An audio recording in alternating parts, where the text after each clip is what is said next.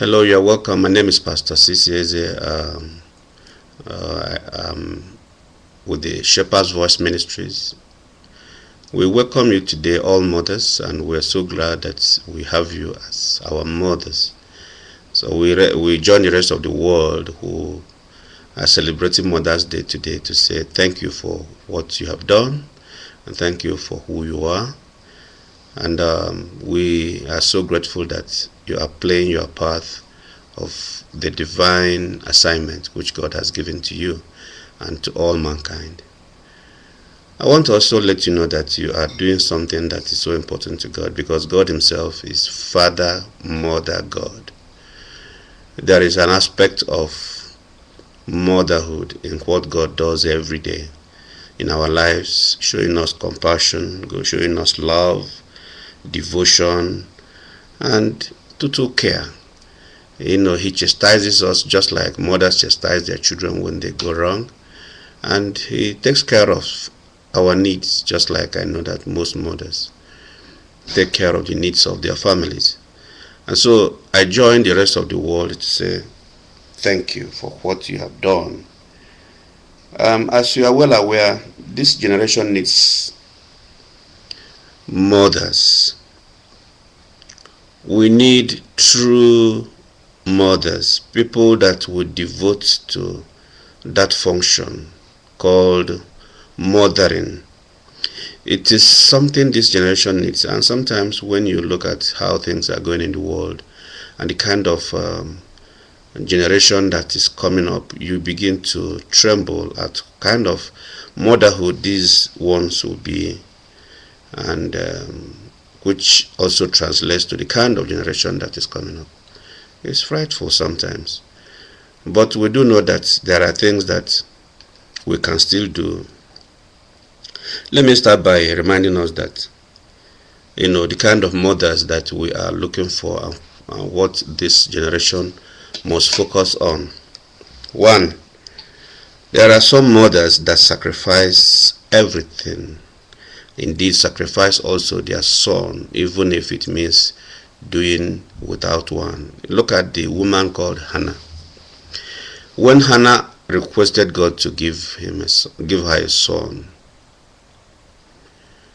he promised God that when this son comes, he's going to be devoted to the things of God.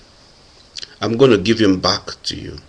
And Hannah did exactly that.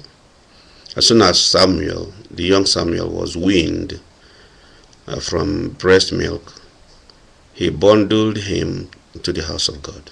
That is sacrifice. And keeping the word, because again he vowed a vow. We need mothers that when they make a vow, they stand by the word, by their vows. Amen. And also we need mothers that can save their own children, even if it means sticking their necks out. Think about the mother of Moses. You see, this woman did almost the impossible at the time when every male child was slaughtered in Israel. Usually in Egypt by the Egyptian Pharaoh. That was courage that Moses' mother displayed. She also performed what God wanted her to perform at that time. But there's a lot of courage. Saved the son. We also see a mother that I need to... Bible did not tell us about the name of this woman.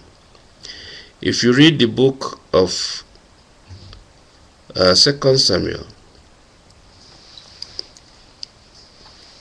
you will hear about a mother, 1 Samuel rather, the time of Solomon.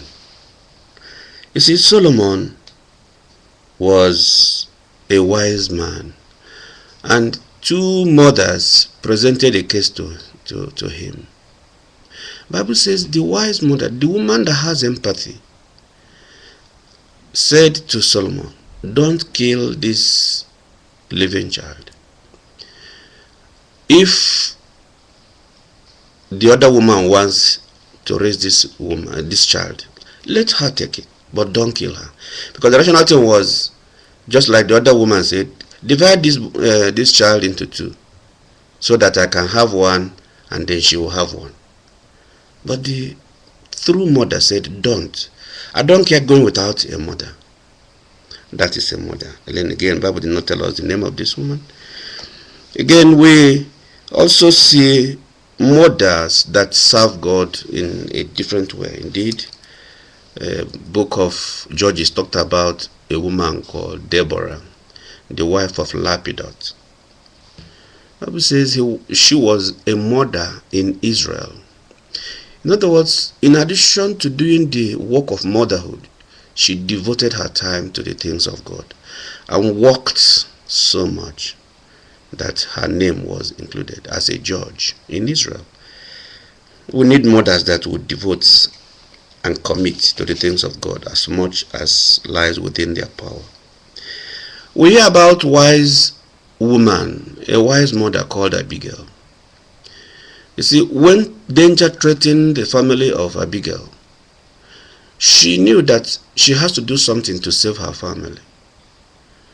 Recall how the husband vilified and talked down on David when David just needed food. And David was so wroth, he was so angry that he said, I'm going to wipe out the family of this Carmelite. Nabal Carmelite, the Carmelite. And so, when Abigail had it, she prepared food, prepared everything, and then gave it to David, pleaded with David to spare their family. That is a wise woman. We need wise mothers. We also need mothers who can fight for their nation. When Esther said, if I perish, I perish, there was something that was at stake about the nation of Israel. The faith of that nation was at stake. She didn't say because of the uncle Mordecai. She knew that if the design of Haman succeeds, Haman the uncle will die. But beyond that, the entire nation of Israel was, the nation of Israel was at stake. And they were supposed to be wiped out by the decree, the wicked decree that was being passed by Haman. And so Esther stepped in and saved the nation of Israel. We need mothers that will save nations. We also need praying mothers. Mothers that will pray for their children. You probably will hear about the mother of the Wesley brothers. This woman had 12 sons. And Bible said, not Bible, but the story says that she commits to praying for the children at least 1 hour every day for every one of the kids. No wonder God noted this woman, and from that family, God raised Charles Wesley that produced virtually most of the hymns of the Orthodox Church. And of course, the famous preacher, John Wesley.